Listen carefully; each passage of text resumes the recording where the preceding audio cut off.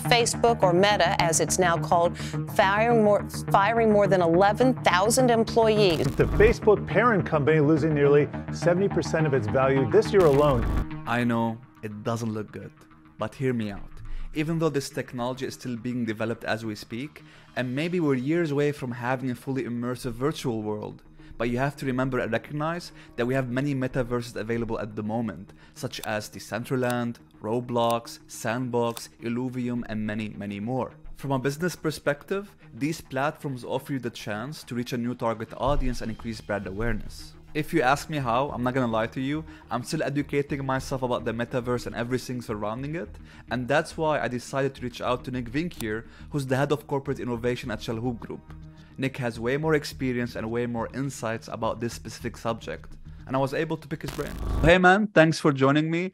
I'm still educating myself about the metaverse, so I really appreciate you giving the chance to pick your brains. So thanks so much. Anytime, Tariq. Whenever you call me, you know that I pick up. So I'm actually very glad to be here. Thanks, man. Thanks, man. So last year I started to get involved with the metaverse. I created some avatars, in different virtual worlds.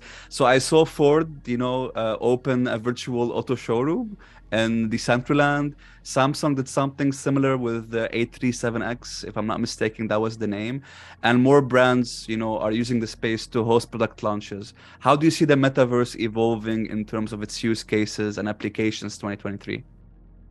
Well, I think it's very early to say how it will look like in the end. I think when we talk about metaverse, it's very important to understand the fundamentals. And if we strip it down to the essentials, there's three parts. So on the one hand, we're seeing that the internet as we know it is becoming more experiential, more immersive. So we're going from mobile commerce, kind of flat commerce, to more immersive ways, 3D, AR, avatar try-on. So we're going to a more experiential layer of the internet on the one hand. On the second hand, metaverse is about convergence between the physical world and the virtual world. So we will end up hopefully in an environment where we, with smart glasses, can have an overlay of reality with a virtual experience on top of it. And number three is interoperability. So it is important that what you buy in Fortnite, for example, you can also use in Roblox, or something that I buy in the store at Level Shoes, that I can also wear those sneakers in Decentraland. But with everything that's happening with Meta, like all over the news, I think people are quite skeptical now about the metaverse. So do you think the skepticism surrounding it will affect its adoption rate?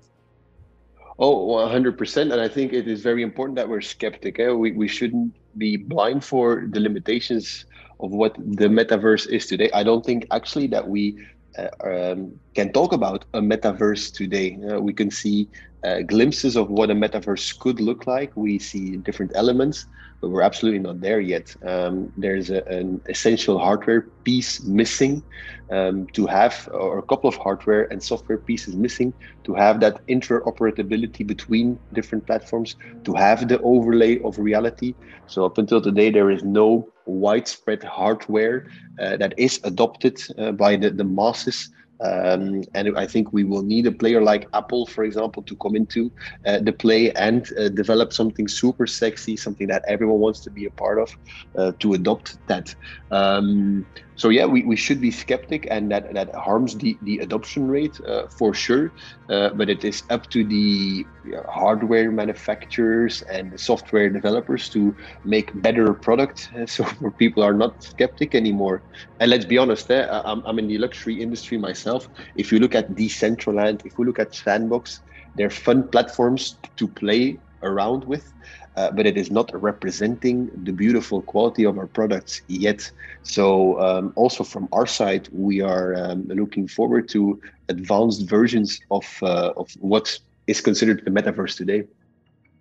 I think you answered also my next question, which is like, what will be the biggest drivers of metaverse adoption? I think it's mainly hardware. But I saw a report that you've published at Chalhoub Group that the adoption rate is quite high in the Gulf region specifically compared to the rest of the world. Like, any idea why specifically in the Gulf there's this high adoption rate? Indeed, with Chalhoub Group, we interviewed 1,600 luxury consumers in the Gulf, in UAE, Saudi Arabia, Oman, Bahrain, and Qatar, and the insights were quite shocking, or in a surprisingly positive way. So we've seen that almost 1 out of 2 luxury customers have cryptocurrencies, almost 1 out of 4 own NFTs, and almost 1 out of 4. 23% in particular are already engaged in metaverse environments. Why? That's a very good question. I think several reasons. Here in the Gulf, people have spending power. They do have purchase power, so that is not a limiting factor. On the one hand, but on the other hand, yeah, we see that the demographic is rather young. So we have a huge population under 30 compared to other parts of the world, like Europe, like America. And these people are extremely mobile savvy, extremely tech savvy, and positive towards technology.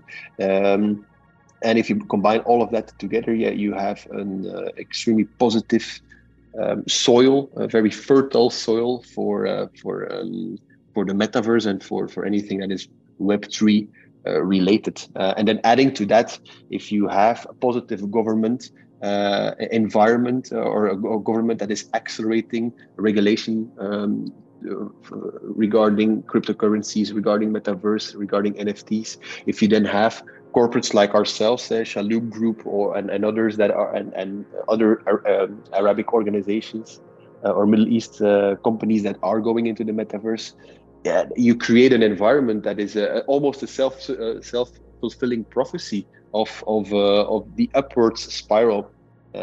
So yeah, and maybe one last thing that is very important is that gaming is very hot here in the Middle East as well. More than half of the Saudi Arabia population considers themselves as gamers. So if you just put all this together, yeah, it's only natural that the adoption rate is significantly higher than in Europe, for example. Yeah, and also they have lots of vision in in the middle, like in Middle East, especially in the Gulf region. They have, a vision for the next 10 years. And of course, I think metaverse perhaps is one of them. And I think it's gonna help them personally in the future, not only like from a personal point of view, but from a business point of view, because if you're an early adopter before, this thing becomes mainstream, I would think you can get an edge over, other countries or other companies. Yes. So do you think, yeah, like companies who adopt the metaverse early on will get the same advantage of influencers or even brands who adopted platforms like Instagram, TikTok, Facebook early on as well? There's maybe 2 things. I think the Yeah. observation that you made regarding countries is a very fascinating one.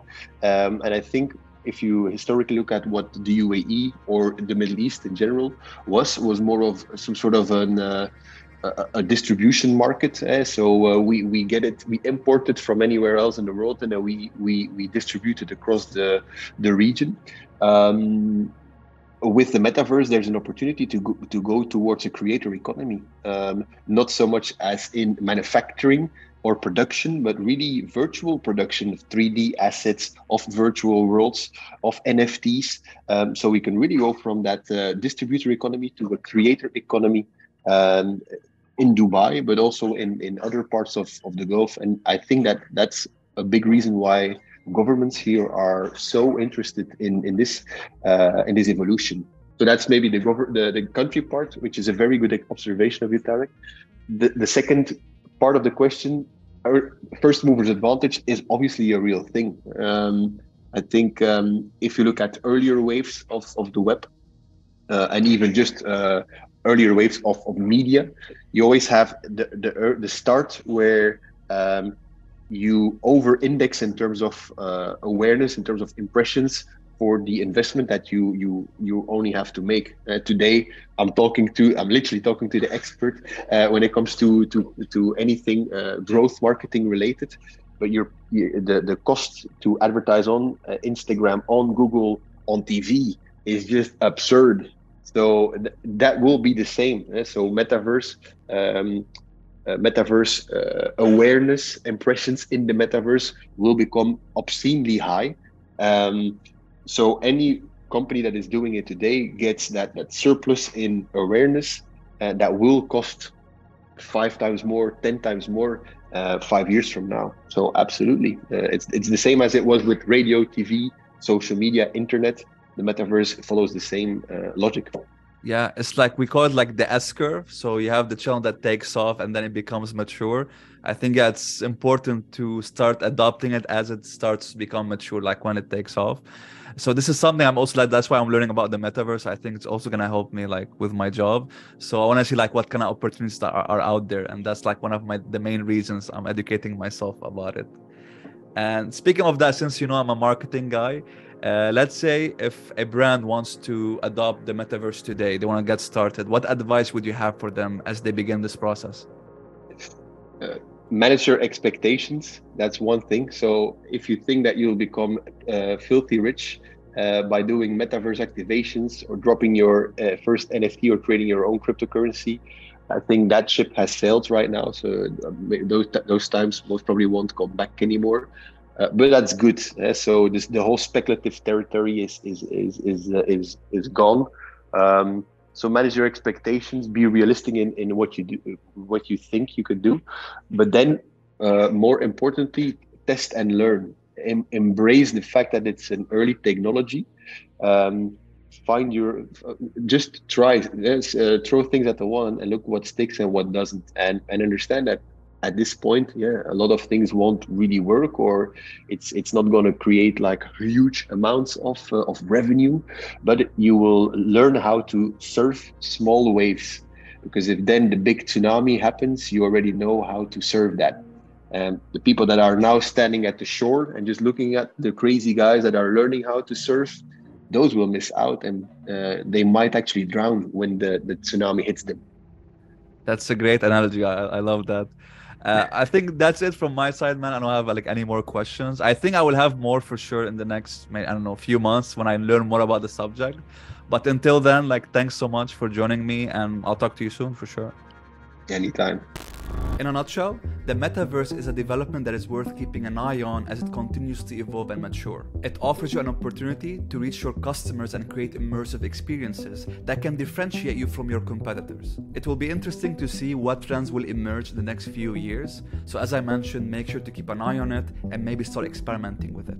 Let me know in the comments if you're exploring the metaverse at the moment, and if yes, which platform, how are you exploring it? And as usual, make sure to like and subscribe if you haven't already, and I'll see you in the next video.